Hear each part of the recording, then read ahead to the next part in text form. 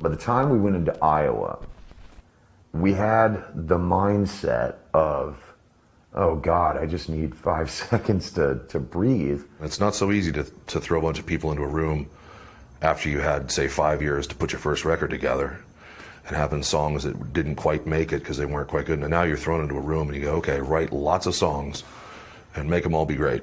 I've always complained, it's like you can't tell a fucking artist, now walk into a room, there's some paints and shit, now paint me a picture. I mean, like, who says I want to? Literally, like a day or two after we got off the road from the first album cycle, you know, Paul was calling me up saying, hey, Jim, you know, it's time for us to start writing the next record. We're going to go for it. And I was like, wow, really that quick? Everyone is in a different place. We've been around the world and back.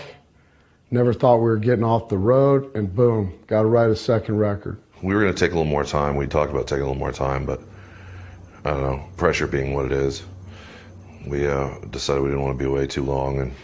And I think it's important to not forget where you came from as a band, you know, but not to put out the same record over and over again. We didn't want to do the typical follow-up where everything's watered down, everything's very commercial. A lot of record label people wanted a lot, you know, more radio-friendly stuff, so that's when we decided to make the Iowa record and go absolutely the opposite way of what everybody was expecting from us. We were like, screw all that. We're going to do what we want to do, which is to take everything that we had done on the first album and turn it up to 1,000 as far as the darkness goes, the heaviness goes, the sonics and the visceral, just disgusting feeling that we touched on the first album, but we really embraced it on Iowa. To this day, it's still one of the heaviest records, you know.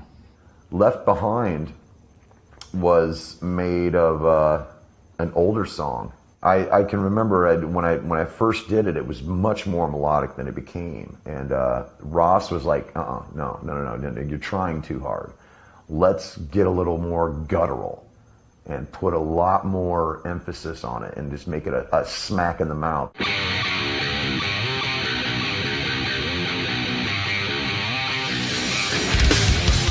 The video for it was kind of cool, so there were goats. And rain and shit. Yeah, rain and goats. And like hail even. Like, what the fuck do you want?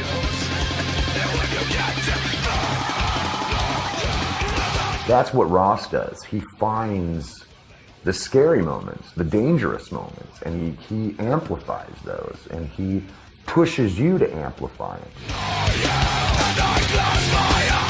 I can remember I was recording the title track, Iowa, and he was like, I want you to go somewhere that you wouldn't necessarily have gone before. I want you to take yourself to a place that you're scared to go to, that you've never allowed yourself to go to. So I stripped naked and walked out to the middle of the big room at Sound City, and I did that song in 2 takes, and that was it. It was probably one of the craziest experiences I've ever had. I cut myself up, I threw up all over myself. It was, and you could feel that on the album. Like, it's such a disturbing moment.